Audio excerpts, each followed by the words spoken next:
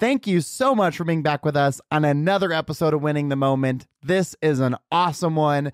If you know me, you know I love sports, and I certainly love golf. And today I have one of the best performance golf coaches in America. He is getting between 3 and 5 million views a month on his YouTube channel, and he is going to share with us some incredible wisdom, talk about his 3 favorite golf courses he's ever played, what's on his bucket list, and he gives an awesome definition of success. So be sure to stay to the end so you don't miss that. Like and subscribe, and most importantly, enjoy the episode.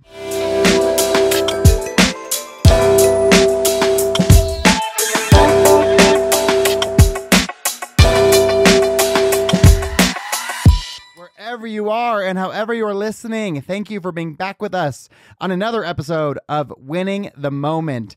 I'm pumped about today because I love to golf and I'd love to be better at it. And today I might learn how. I've got the performance golf coach expert, Eric Cogorno, with me. Eric, thank you so much for joining me today. Yeah, Cody, appreciate it, man. Hopefully, I don't know how much I'll help you with your own game today, but we can certainly talk after this about helping you with your golf game. Appreciate you having me on. Oh, absolutely. You know, golf is a sport that I just love so much. So I live in southern Utah, and we just brought the PGA back to Utah for the first time in like 63 years. We've got this absolutely stunning course out here called Black Desert, and we just had the tournament there a couple weeks ago, and it was just so cool to be at a PGA event in my hometown. It was just such a great experience. It's the best. It's kind of interesting. It's one of those things, you know, as a guy or female who plays golf, and sometimes you think you can get pretty good at it. And I think because we can all play golf as we get older, we can relate to or think we can relate to those golfers. But once you go see them in person, I mean, they are so darn good. Like, I wonder what your experience has been. Obviously, when you watch on TV, they look good. Like, you know that they're good. But when you see them in person, it's just unbelievable how good they are. Yeah, I think when you see the power of their swing, right, and the stability of their bodies, it's also rewarding, and this is terrible, and it's human nature. There was this par 3, and it's on an elevated green, and so only one of the 3 guys hit the green on this particular group. And so the one guy actually chips in for birdie, of course. So he chips in. He's good for birdie. The other guy opts to putt and doesn't get it up the green. And so it comes back down, putts again, doesn't get it up, comes back. He takes a triple bogey. And I was like, man, that's kind of comforting to know. Like, even when you're that good, golf will still get you sometimes, you know? They're human like we are. Yeah, exactly. And I found golf the first time I ever swung a golf club. My dad had some clubs in like the basement, and I took them to like my park in my neighborhood, like a pitching wedge, and just went out there and swung and kind of have just taught myself how to golf basically. And it wasn't until I moved to Arizona and had a job that allowed me to play a little bit more. And I had this awesome course in my neighborhood that had a great practice facility, really good chipping green, nice putting green, and the driving range was right next to the putting green, or the chipping green, sorry. And I would be out there at like, 5 or 6 o'clock at night. No one was there, so I could chip from like 50 yards out from the driving range to the flags. And so I really got like dialed that distance in and really took the time, and I'd play like 3 to 4 times a week. And finally, all just self-taught. So, I only know what I know, but actually finally was able to.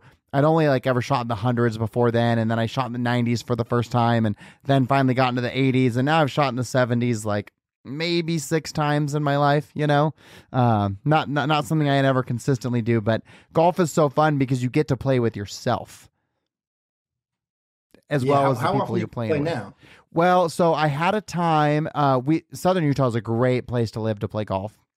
And we've got some really good city courses here. And my dad and I bought the city pass. So it's only $10 to walk 9 holes if you buy the city pass. And so him and I would go out every Monday, Wednesday, and Friday morning and play 9. And then we would play 18 either on Saturday or Sunday. So I was playing 4 times a week. And I did that for 2 years. And then I almost like out-golfed myself. And so I like took a break, and this last year I really only golfed in like tournaments that I was in, not like me as an individual, but like, charity tournaments. And so I didn't play nearly as much last year, but I love it because now I can bring my son out. He's 8, and he's starting to play it, and my wife's starting to play it more, and it's just a sport you can play forever. And like my dad, he just turned 68, and this year he was really struggling. He was not good. And so I told him, like, Dad, just play the red tees. Like, golf is meant to be fun. Like, you can't play from the same tee box as me anymore. And it's not fun if I'm beating you so bad. So play from the reds and let's be competitive. And I love that golf allows you to do that. And if I have to give him a stroke, I can. But there's no other sports that allows people of such different skill sets to have an equally competitive experience. Very well said. I don't know that I have much to add to that. I mean, I'm obviously super biased. The game has given me so much. I think what you learn yourself playing the game, the people you meet, the places you get to go, and like you said, the fact that you can do it your whole life, it's again, certainly biased, but I think it's hard to beat. Well, and I think golf is great for analogies in life, because one of the things I've learned in golf, and maybe it's because I'm teaching myself, but I could never get better at golf until I got worse first, right? Because my swing was good enough to let me shoot a 90. And then if I want to shoot in the 80s, I had to change something to be better. But when you do something new, you're obviously going to be worse, So I would go from shooting in the 90s to shooting like a 98. But then I would eventually get to where I could be at an 87.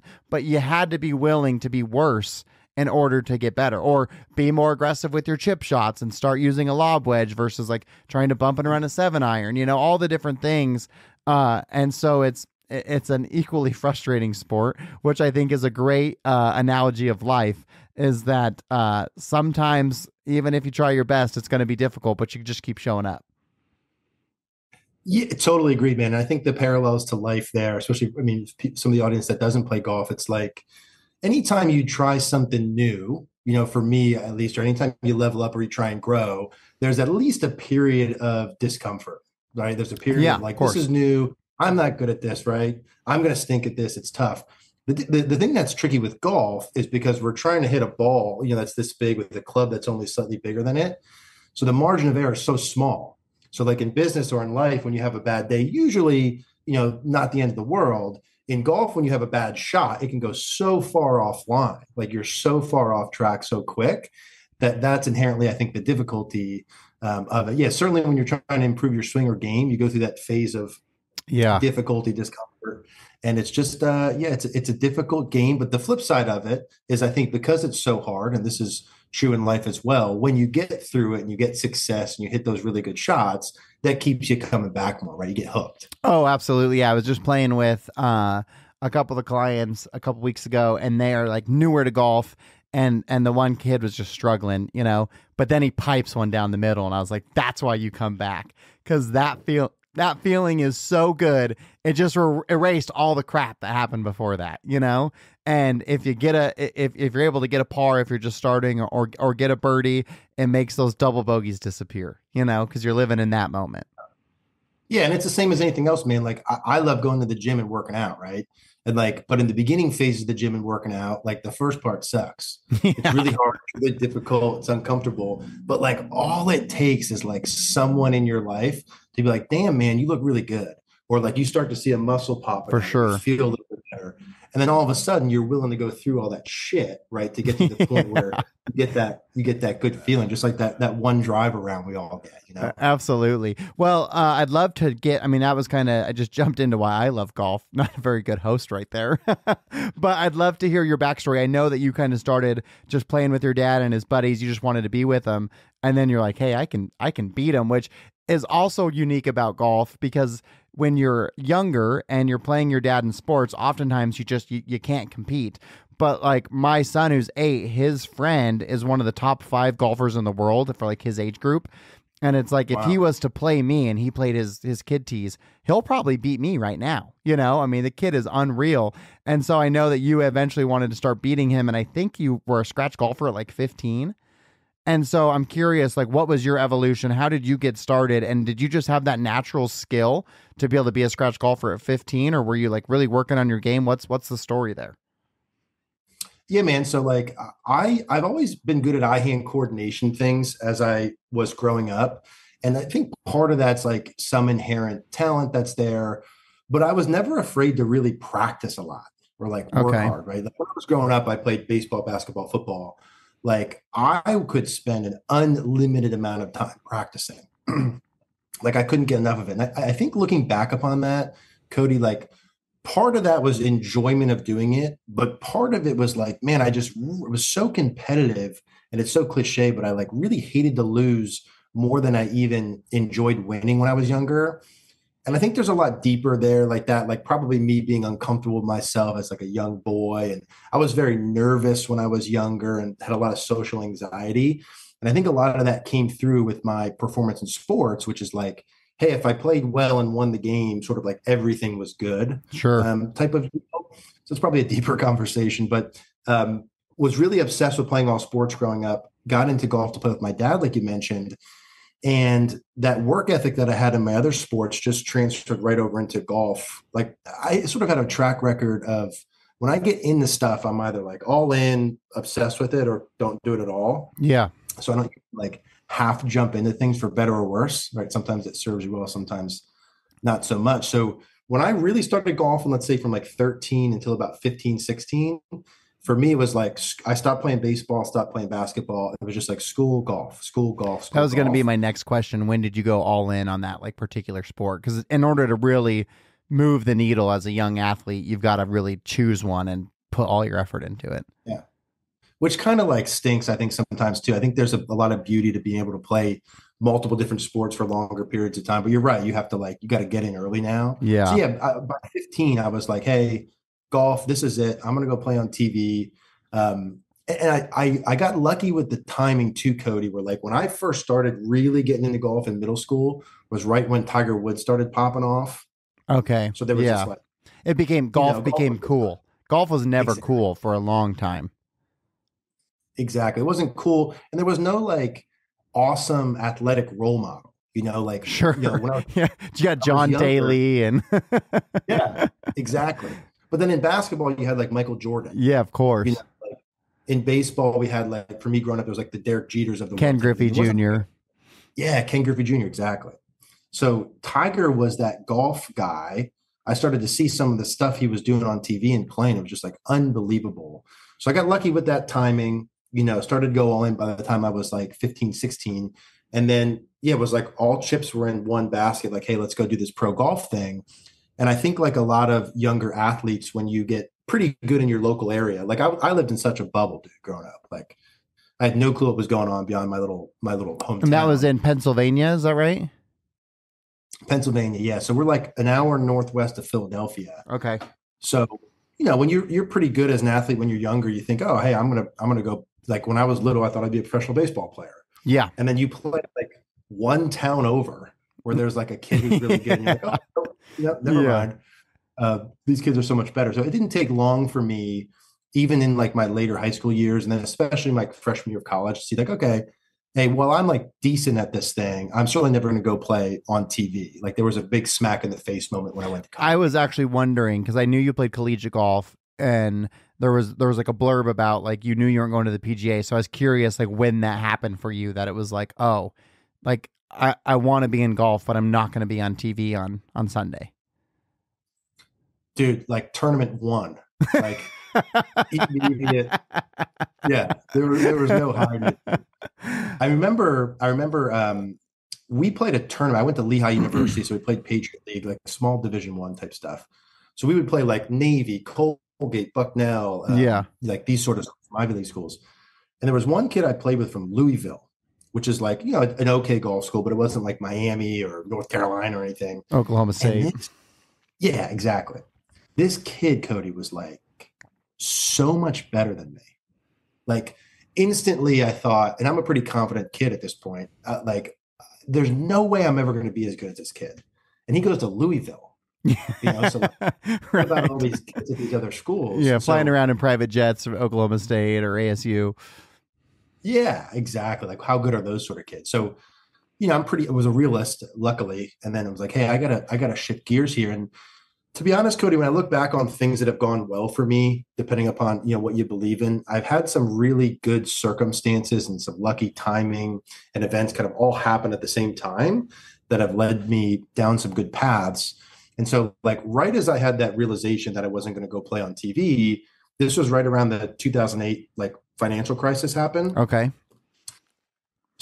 I was picking balls at a driving range. Like I worked at a golf course growing up. And I'm curious, And, when you were in school, were you going to get a golf degree, like a golf management degree? I thought about that. I ended up going to school for economics. Okay. So I was sort of in the finance route for no particular reason other than just like, okay, I think this would be a good backup option. But when I was in school, like all the kids, Cody, that were recruiting me to go play, Lehigh's a pretty good academic school. These kids were going to school, getting MBAs, like coming out of school with like six-figure sort of jobs. This is 2007. Yeah, so that's a big deal. Yeah, I was like, all right, hey, if this golf thing doesn't work out, like I can I've got this in my back pocket. It was good. And then 2008 happens, and like from one semester to the next, those same kids who were getting those six-figure jobs literally couldn't get any job. Yeah, especially the finance world, right? Because they got impacted the most. Exactly. Good point. So like all these kids were in the finance school at Lehigh. Yeah. And like they literally couldn't get a job. And so, this is like within like a month of each other. I'm like, okay, hey, I'm not as good as this Louisville kid. These guys can't get jobs. I don't want to go to school for 6 years and like not be able to get a job. And I didn't know like at that point anything. I'm just watching the news. They're like, the world's over, this, that, the next thing.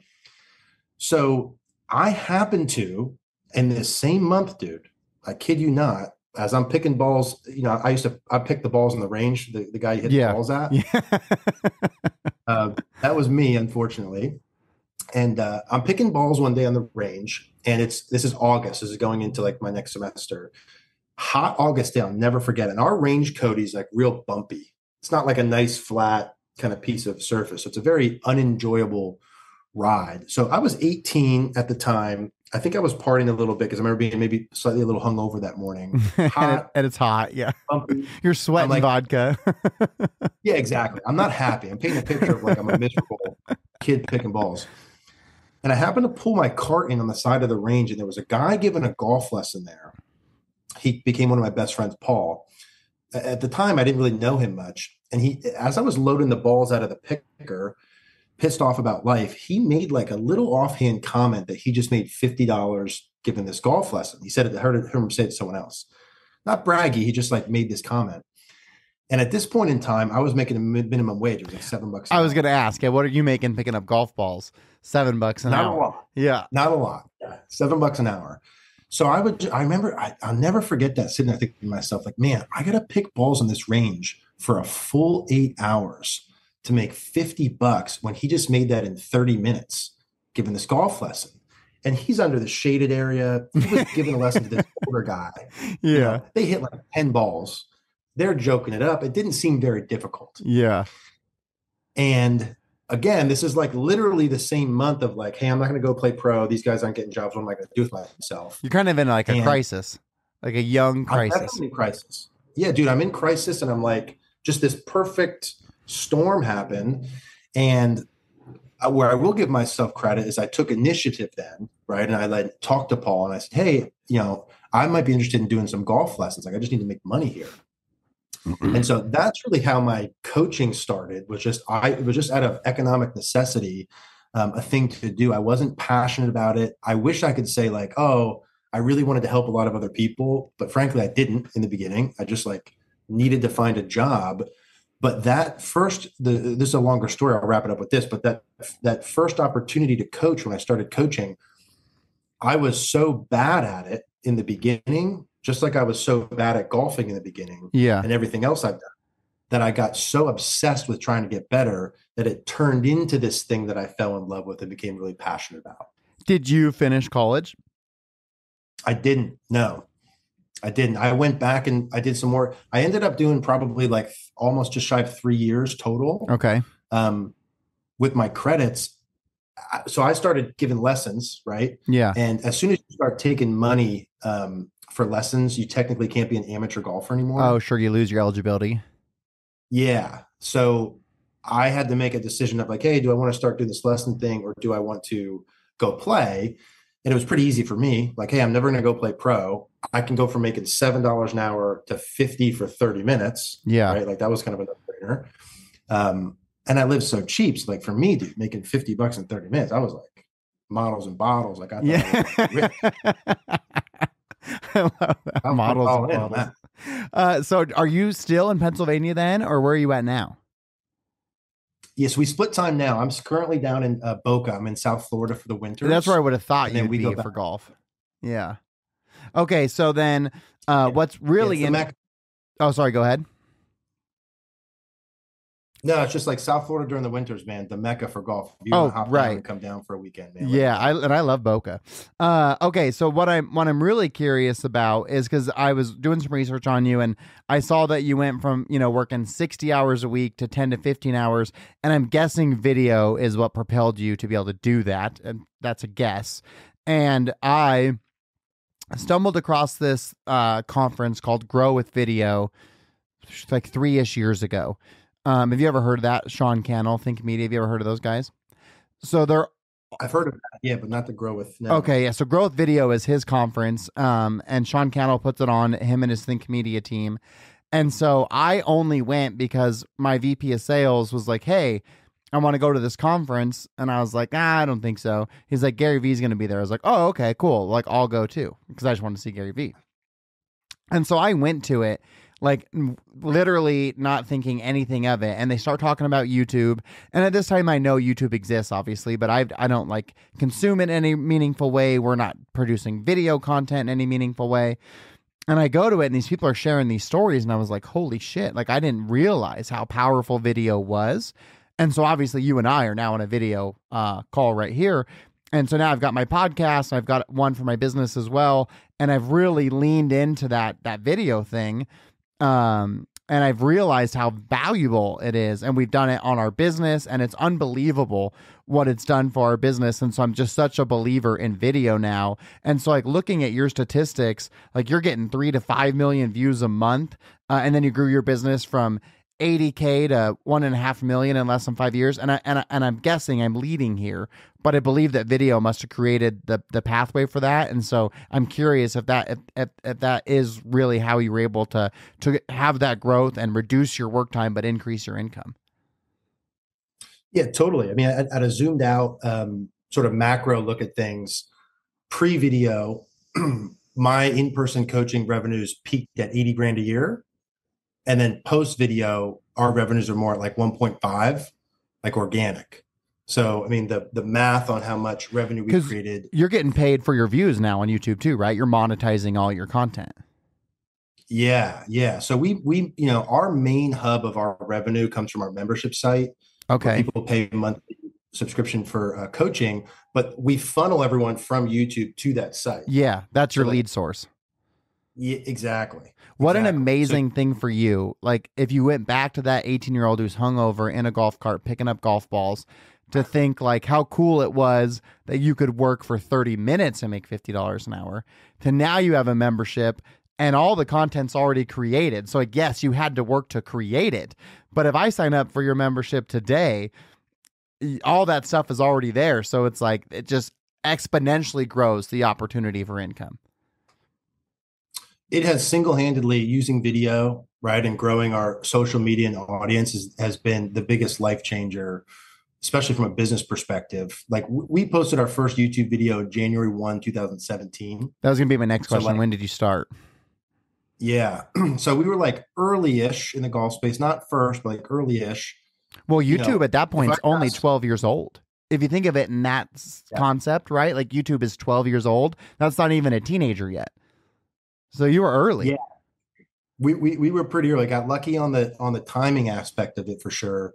And like from that first day when hey, talked to Paul, I want to start coaching, I spent that next probably 5 to 7 years really trying to get great at coaching. So like we didn't do any video. I just tried to hey, let me get really great at my craft first. Yeah. Get good at coaching, build my in-person business up. But then at some point in time with that, like I started feeling really burnt out, to be honest. And I was in my mid-20s. And so I got into video because I was like, hey, I don't know that I'm going to be able to do what I'm doing now for the next like 50 years. Like, dude, am I going to be standing on a range here and I'm 50, 60 years old, like teaching all day? I don't think so. Yeah. And so part of the idea of going into video, and I was watching guys like Gary Vaynerchuk and Grant Cardone at the time talking about social medias and building an audience and online revenue sources. And so, I bought a camera Cody, I was like, hey, I'm going to do this YouTube thing. I brought this like Sony camera. I've got no technological skills whatsoever. I couldn't even turn the damn thing on my first day Yeah. to do a video. I had such a hard time. And I got, again, these things happen for me, dude. I like these events all happen at the same time, seemingly amazing. As when I decided I want to do videos, couldn't turn the camera on, I happened to meet who then became my business partner, Mary Langle, who had a PR background, who happened to come in for her lesson. And I used to do these group lessons with these kids. So we'd have like, 20 kids, they're middle school, high school, college kids that have music going. We're playing games. It was like fun. And she walked in and she's like, hey, Eric, there should be like a show here. Like, this is kind of fun. This is cool. There's a lot of characters. You should do this golf show. And I was like, you know what? That's so funny you said that. I don't know about doing a show, but I'm thinking about doing this YouTube thing. Right. And this was like in the fall of 2016. So we end up doing YouTube videos, launched that in January 1 of 2017, got no traction for a year and a half. Right. Like that was something, I wanted to quit doing it many, many times over in the beginning. But once we got through about a year and a half of YouTube videos, we made some pivots that were very important. And specifically the pivot we made there, Cody, was the first year and a half, we were doing content that I wanted to do that like I thought was good. Sure. And then we pivoted into like, what's the content that the audience and the consumer actually wants? Well, and let me pause you really quick. I don't want you to lose your momentum. I just want the listeners to let that sink in, because what they heard me say earlier is they're getting to 3 to 5 million views a month. And so they're thinking, yes, please. I'll take 3 to 5 million views a month. Of course, we want to be where Eric is today, but you got to realize it takes a year and a half of no one giving a shit and to keep doing it so you can get to 3.5 million views, because our society is so driven on like wanting to be where you are now and not realizing this journey started in 2017. They want to create a golf channel or whatever channel they want, whatever their thing is, but they want to be you today, like day one video out, bang, it's a hitter, but it takes that evolution of time. And so I didn't mean to cut you off, but I just really want the people listening to realize and hear what you just said. And then that's what it takes to get to where you are now. Yeah. And that's, so we're in year 8 of YouTube now. There was also, like I mentioned, there was 5 to 7 years of obsessed getting good at craft before that. Yeah. There's a decade of playing the game. Right. Right. There's a lot of, there's a lot of beforehand. And to that point, because now I've got perspective, that I didn't have before. We launched a new personal development channel. That's sort of where I'm trying to pivot moving forward. We talked before a little bit. And I'm going into that now, assuming it's going to take probably 3 to 4 years. I think I'm being conservative with it, but like I'm anticipating us posting videos for 3 to 4 years before we really get a ball rolling with anything. And so for me, that's nice to know going in. Like I'm willing to do years of work before I see payoff. And I think that is kind of nice to know if someone's doing something and struggling to get to the next level, that is completely normal. That's okay. It's probably expected. And it also, last point on that, it took a year and a half, and it was 2017, and I was early. Yeah. Right. So now way more competition now. Yeah, for sure. Well, yeah, it's funny you say that, because Alex Hormozy on his podcast, he said it took 4 years before anyone cared. And it's like, that's Alex Hormozy. The dude's brilliant. Like I'm not Alex. And so when I started my podcast, I told my wife, I was like, look, I'm going to do it for 4 years and we'll see what happens. But like, I'm not going to judge or measure my success until I've done it for 4 years, because I'm starting at ground zero with nothing. And so it's going to take time, and that's hard. It's hard to show up every week and record for 60 minutes and do all the post-production and all the things that you have to do when you know that, like, man, maybe no one gives a shit. But then every once in a while, you'll hear someone who's like, oh, my mom listens to your episode every week and she loves it. Like, it's her favorite thing to listen to. And it's kind of like hitting that good drive. It's like, oh, okay. That's what I need to keep going. So really cool to hear that perspective. It keeps you coming back. And the Hormozy thing, it's funny you said that, dude. I happened to watch one of his videos really early on. It's the only YouTube video to this day I've ever commented on. And he was doing the video in his like office. I was like, who is this guy? I was talking about sales. And he was so good, I felt compelled to comment on his video. And I was like, I really think, and I took a screenshot of it because I knew this would come up later. I was like, I really think you're going to be one of the thought leaders in the business world. Like, you are incredible. And to your point, the fact that it was 4 years for him, I think is telling. I talk with a lot of people, Cody, about like building their channels and video and stuff. I always say, and I've heard this with other people say too, it's like your first 100 should certainly be like practice. Yeah. So like, it takes a while just to get in the flow. What are you going to talk about? What do people want to hear? How do you start your videos? Is the lighting and audio good? How do you close them? How do you sound? Like it's going to take 100, I think, just to kind of like get some momentum going. And if you go in with that sort of perspective where the first 100 are practice, you don't have so much anxiety because it's not like, this is just a practice. It's just for me to get better for the next video. The caveat to that where people go off is like the goal should be to make every set of videos improved relative to the last. So like one of the things we did well that helped us, obviously we were extremely consistent for 8 years. We changed a little this past year, but we posted every Tuesday, Thursday, Sunday, 10 a.m. Eastern Standard Time, 3 times a week. Yeah, that is very important. Yeah, like you have to do that, but that alone I think doesn't get the job done. You also have to give yourself feedback, like objectively, unemotionally. And I would do it every set of videos, certainly for your first 100. Like if you post one a week, you can look at your past 4 videos and be like, okay, what are the main 1 or 2 things that I could do better for my next set? Is it a title or thumbnail thing I have to get better at? Right. That's a lesson I learned the hard way. Like titles and thumbnails are so important. Yeah. So important that like they need to get so much more attention. Do I need to start the video better? Just pick 1 or 2 things every set. And if you compound that over 100 or 200 videos, your videos after 200 compared to your first look nothing alike. Oh yeah, it's funny when you like at that growth video conference with Sean and them, they'll show like Sean shows his first one ever, and he's like in like his bedroom and the lighting sucks and his closet's like open behind him, and it's like that was the first one, but everyone has a first video. And what's funny, my first time I ever met Alex or was introduced to him was actually at that first growth video, and I'd never heard of him before. So he walks out in like a wife beater and like a flannel that has the sleeves ripped off, jean shorts and Crocs. And I'm like, what the hell? And then he starts talking and I'm like, whoa, like just like you, like thought leader. This is incredible, And it was awesome. I didn't know who he was because I didn't have any preconceived notions. I was just like soaking everything in that he was saying.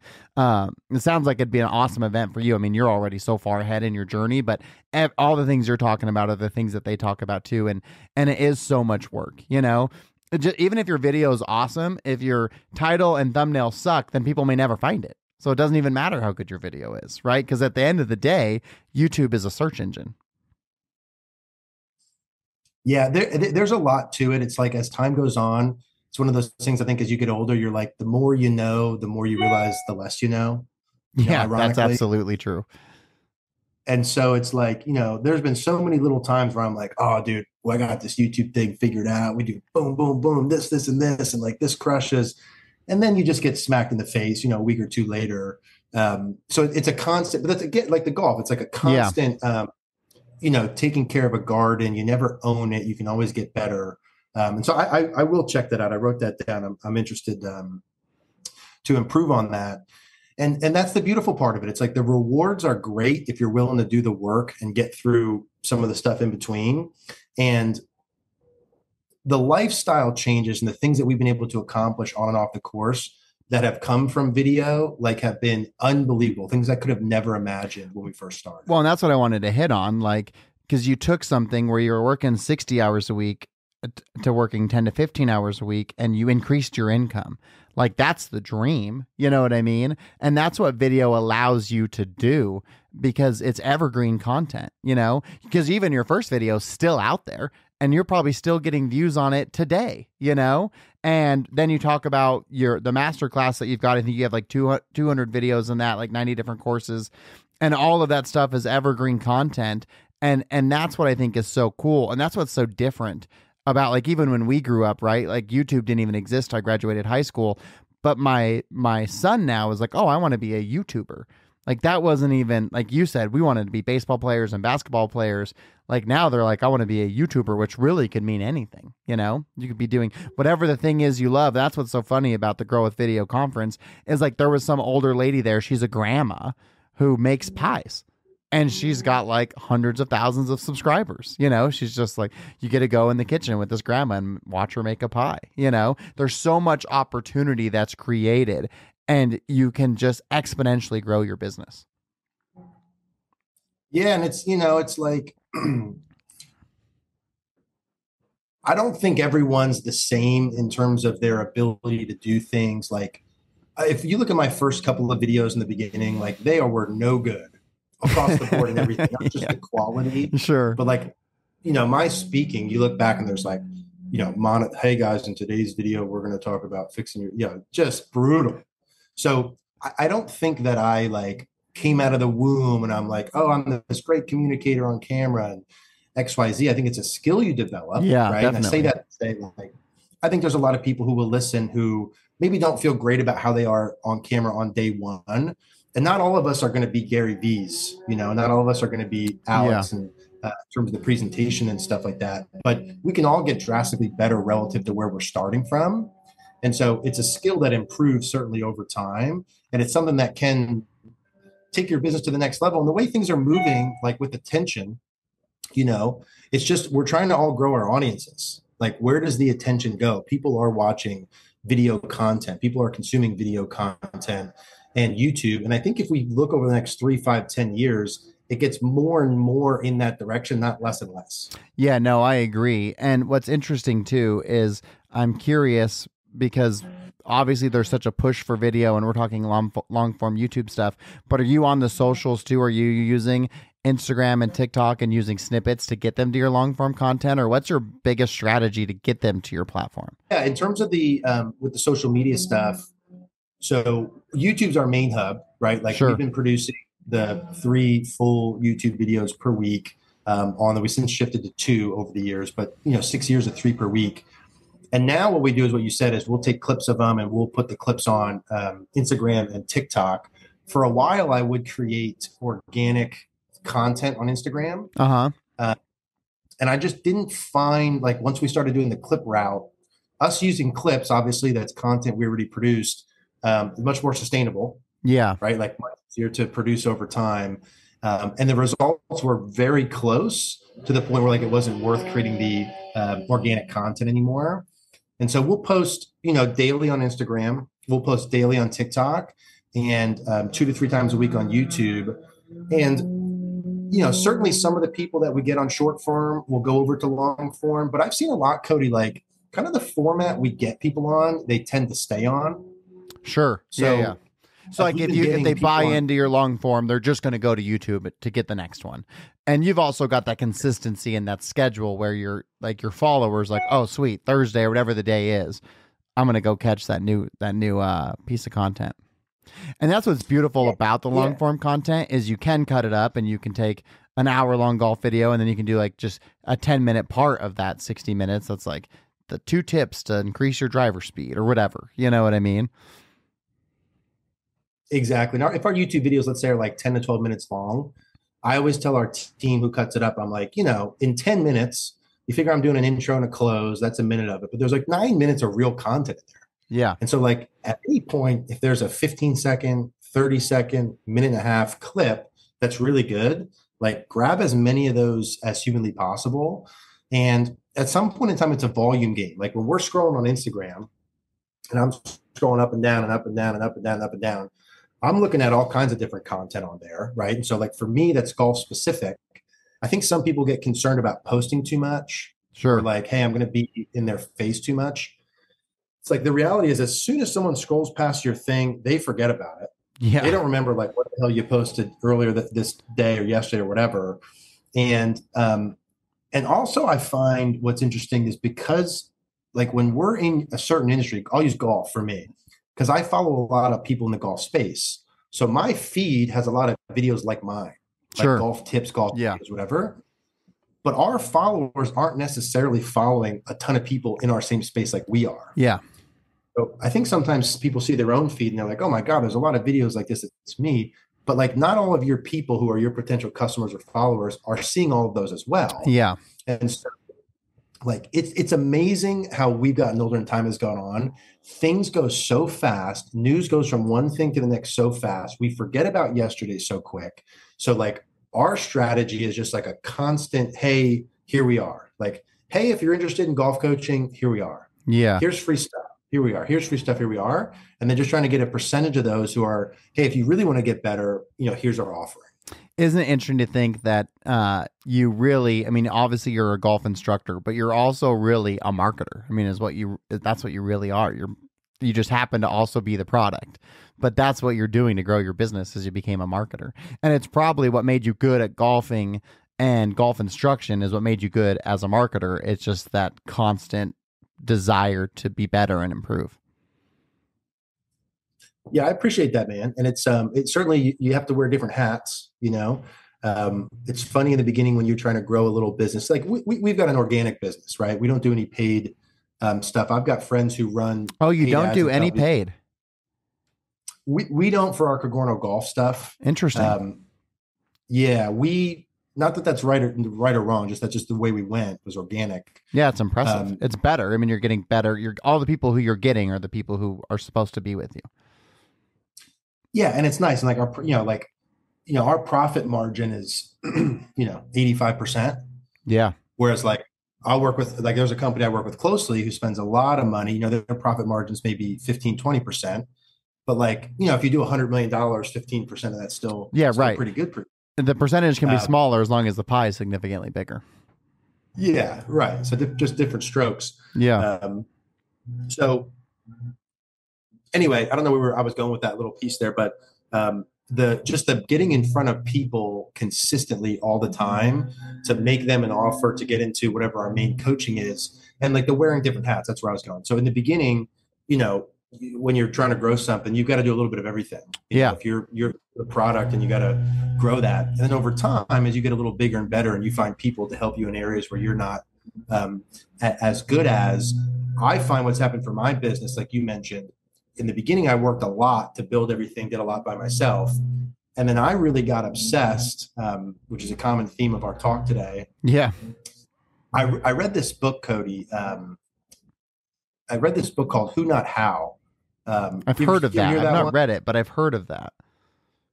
Very good in terms of basically the premise of it is like when something comes up you want to do or fix or accomplish, you don't ask how can I do it. You ask who could help me do it or who could do this for me. It's like who, not how. I like it. Very, very good. Dan Sullivan, Dr. Benjamin Hardy. So, that's why I knew it, because Dan Sullivan, I love his books.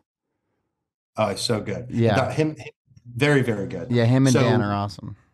They're great. And so I got obsessed for like 2 years of building a team and finding who's in every category of my life to help me do things so that I could go back to spending time like doing the main thing, which is the coaching or being in front of the camera or the marketing stuff.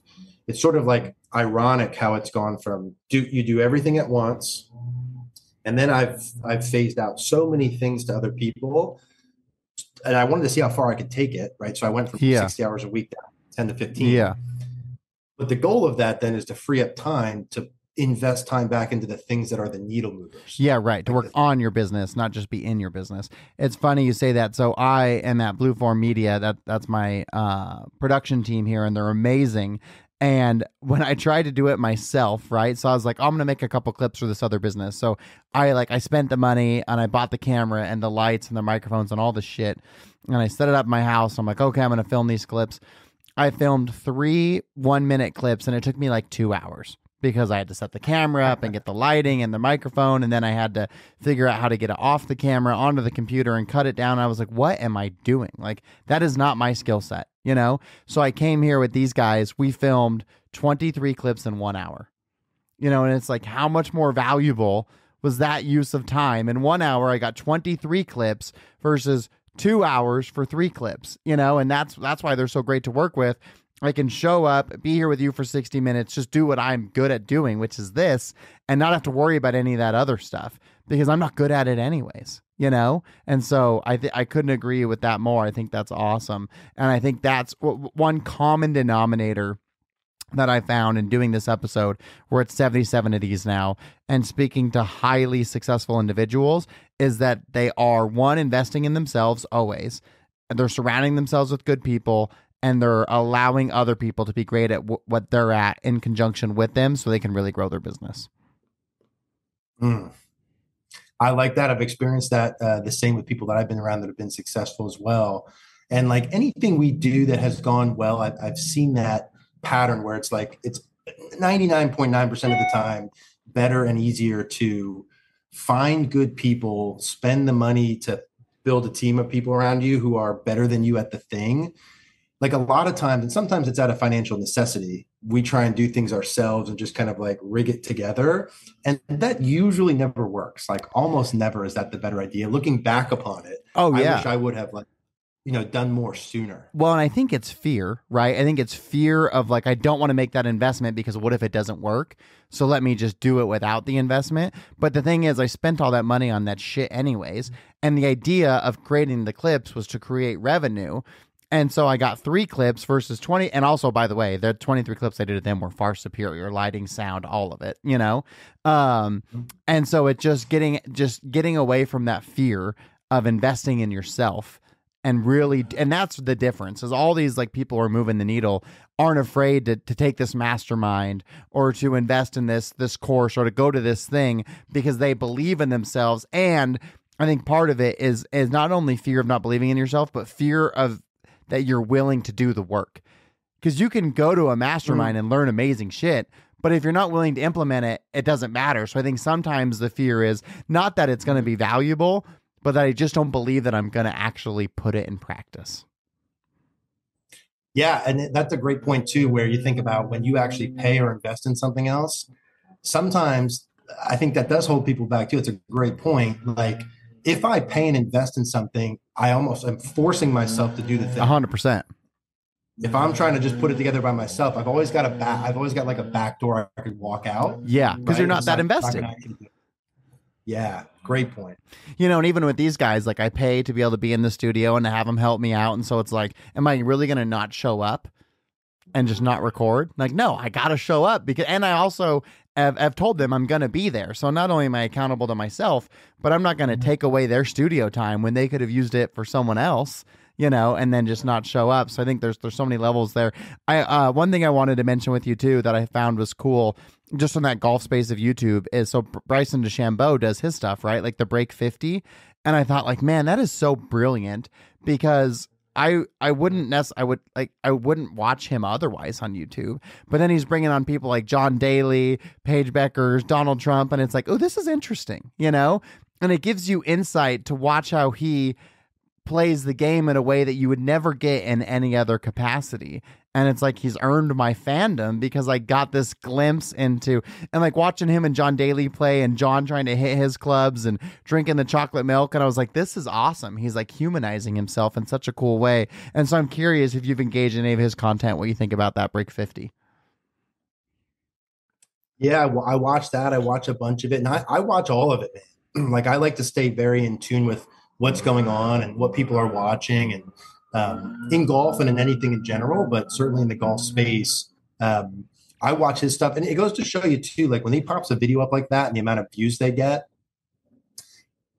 the content that people are interested in any of our spaces is very evident by what they're watching. Sure. Like a lot of guys see or watch people in the golf space and they might say, oh, people aren't watching golf stuff or they're not watching this. And it's like, well, no, they are watching. They're just not watching your stuff or they're just not watching this style of, content. So I like to watch and see stuff like that to see what we can learn from it, right? Like, are there things that we can do? Why is that working? What's going on for him? Like, why are people actually watching this content?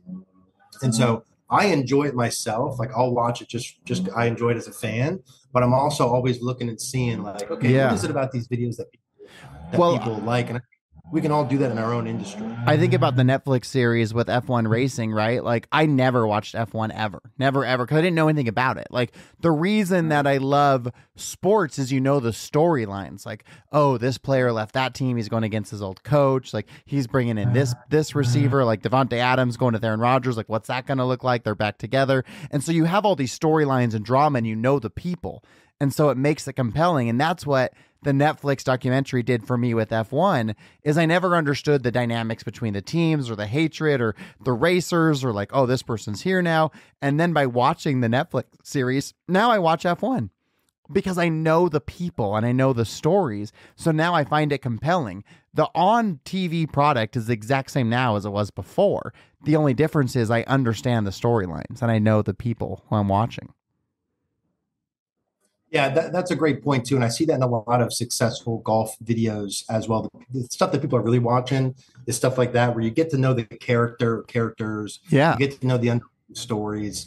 So for the videos we do that are more like talking head, how to education, fix your slice stuff, it's a little bit harder to do some of that, but still at the same time, you build something with your audience, and they get to know you, and you share. I think for all of us who create content too, that's a good lesson, is like the more that we share about ourselves and be real, and the audience gets to know us, especially if you're in the educational space, that's what really keeps them around, right? That's the stickiness factor over time. And I realized that, I think, Cody, over time, where I'm like, I know people come and watch our videos because they've got a problem they want a solution for.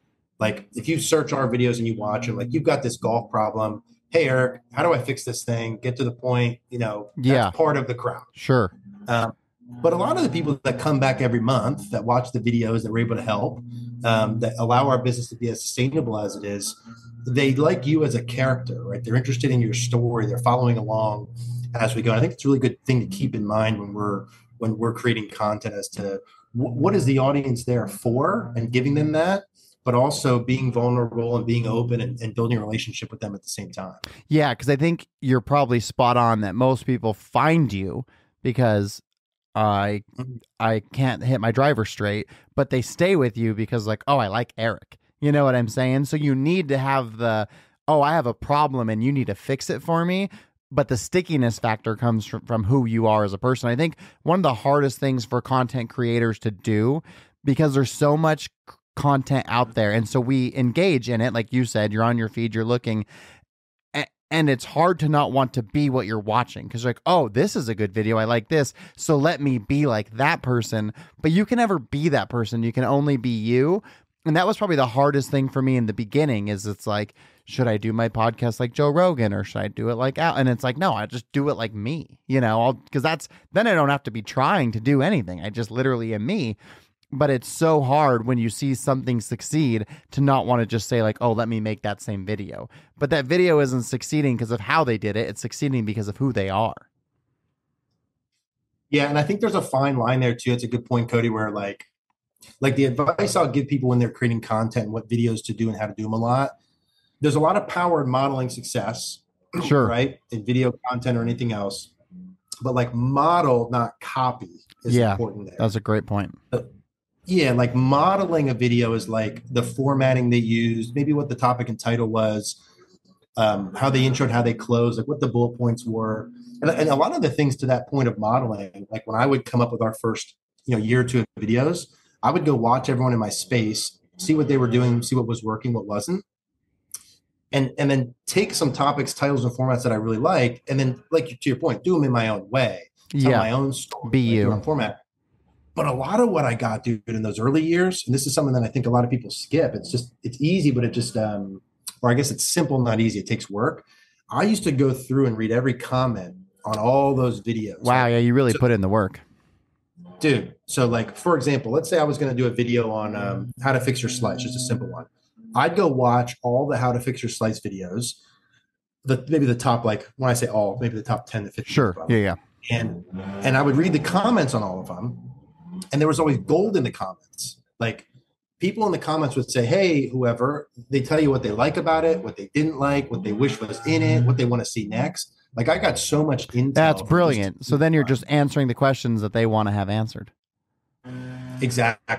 And so if someone's watching who creates content and struggling to like what topics and stuff like that, I would spend some time on that and watch people in your space and read the comments in those top videos. 100%. When I started, I never had social media before my book came out, and I started the podcast and stuff, but then I knew like, okay, I got to be there.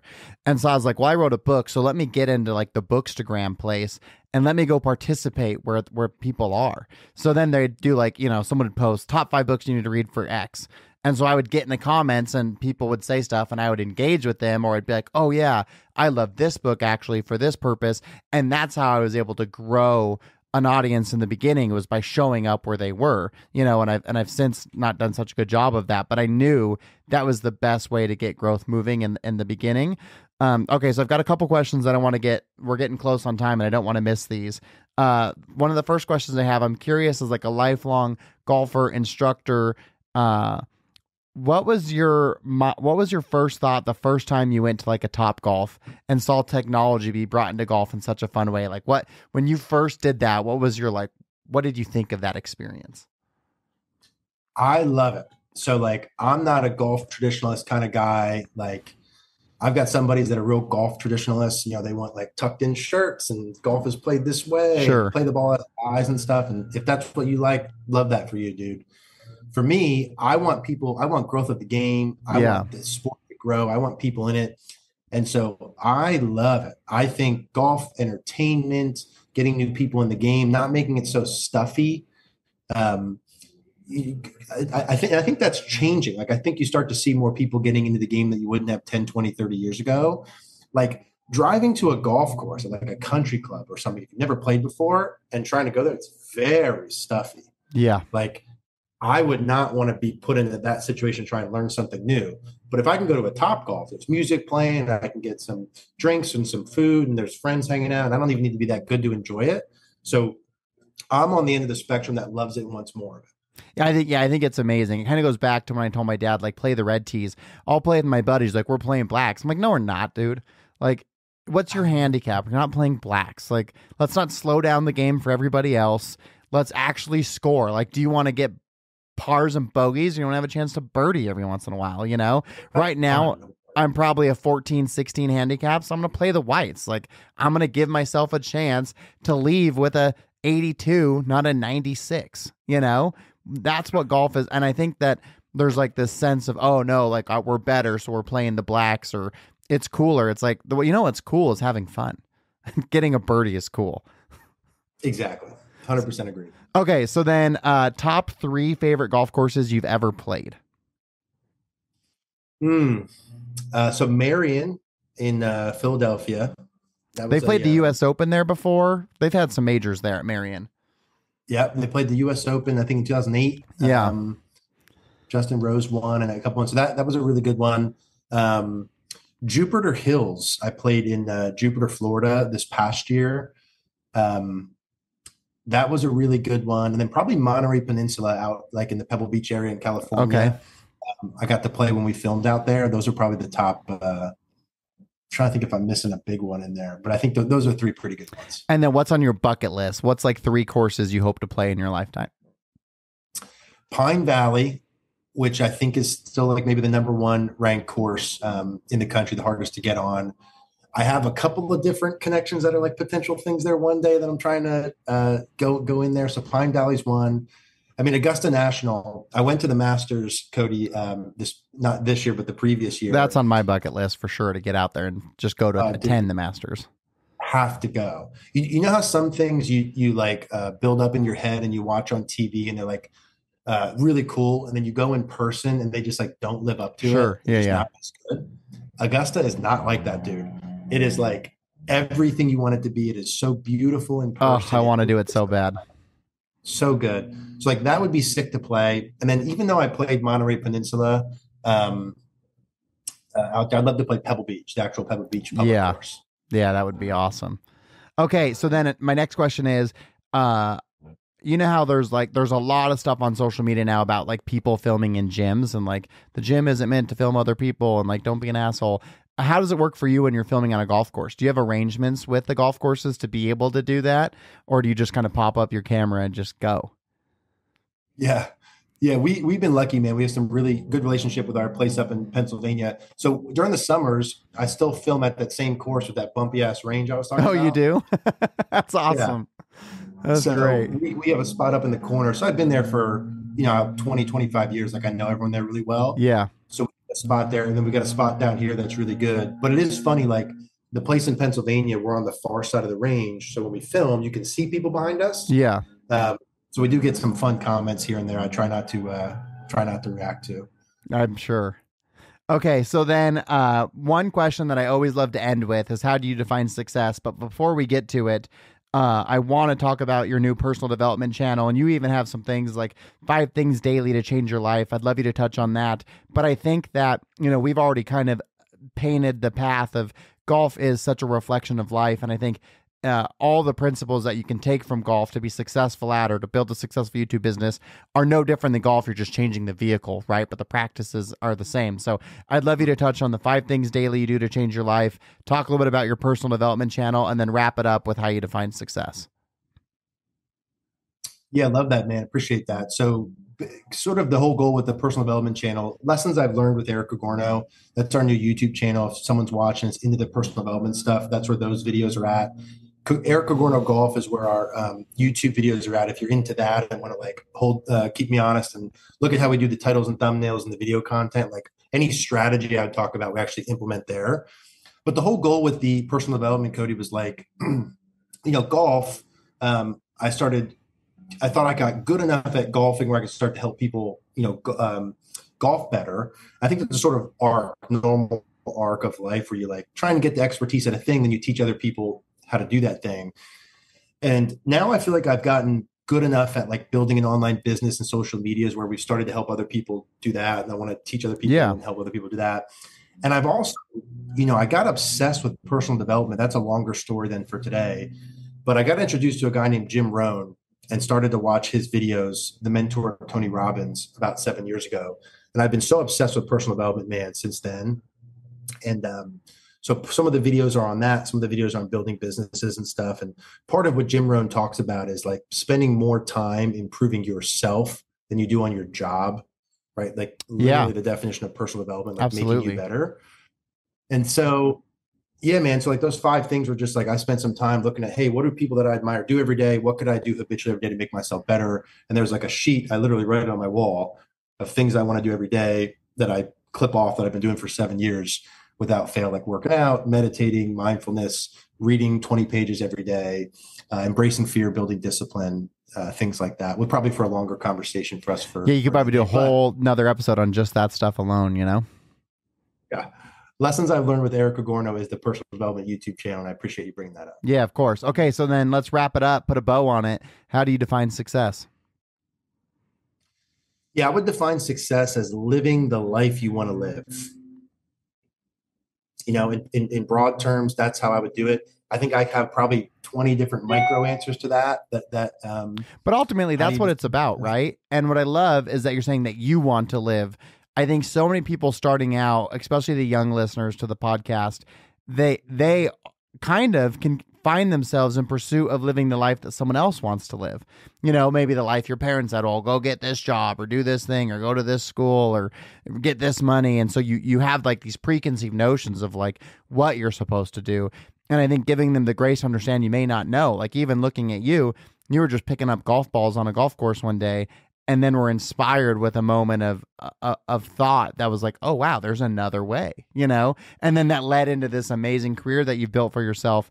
And so I think the most important thing we can do as individuals is to find what we want for ourselves and then pursue that, because that's where success lives. And don't get caught up, trying to keep up with the Joneses or please your parents or your spouse or your friends or your family, whoever, because your life is meant to be lived for you. And so find those things that matter to you and be in pursuit of that. So well said, dude. And I think the point of that too, I'll just leave with that, is that to me means if success to you and what you like Alex Hormozi, you want to work all the time and work 10 hours a day, do that and design that.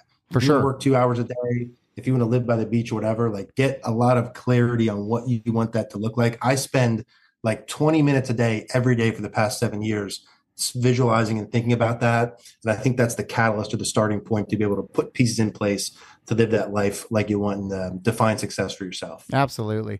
Well, Eric, this has been awesome. If you're ever interested in coming to Southern Utah, we got some great freaking courses. My day job is hospitality, so we can set you up in some nice spots. I'll trade you lodging for golf lessons. Come out and we'll go play a couple courses. Deal, Cody. I appreciate you, man. Thanks for having me on. Yep. Have a great rest of your week.